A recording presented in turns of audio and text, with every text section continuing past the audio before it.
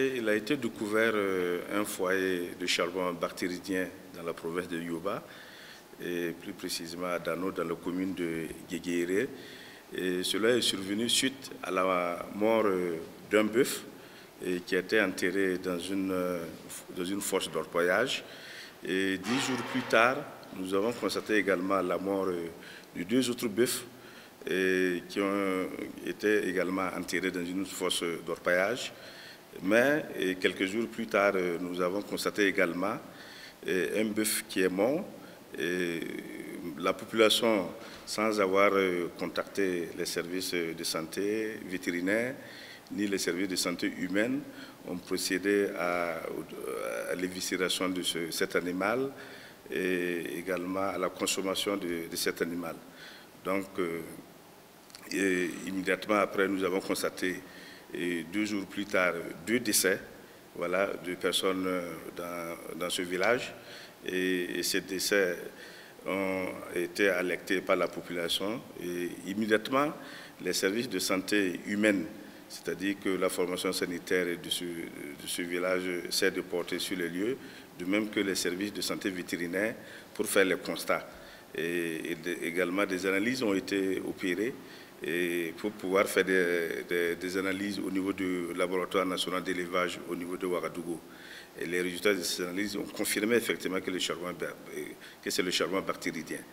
Également, il faudra dire que c'est une maladie zoonotique qui se transmet de l'animal à l'homme. Voilà. Et donc, dans le concept, depuis 3 ans, nous parlons du concept One Health, c'est-à-dire qu'une seule santé, qui permet de réunir les énergies du ministère de la Santé et des ministères des Ressources animales et halieutiques, de même que le ministère de l'Environnement, pour pouvoir travailler ensemble à contenir, en tout cas, ce type de pathologie. Donc, nos équipes qui sont déportées sur les lieux ont pris en charge rapidement ces cas. Et nous avons constaté également qu'il y a une personne qui manifestait les signes, voilà, du charbon humain, mais bon, qui a été très vite pris en charge par les services de santé de la localité. Donc, c'est une maladie qui sévit à travers le monde entier. Et au Burkina, il y a quelques foyers que nous appelons des foyers des champs maudits. Donc, les régions les plus concernées, c'est la région du sud-ouest, la région du Sahel et la région des hauts-bassins, où on trouve toujours ces cas-là.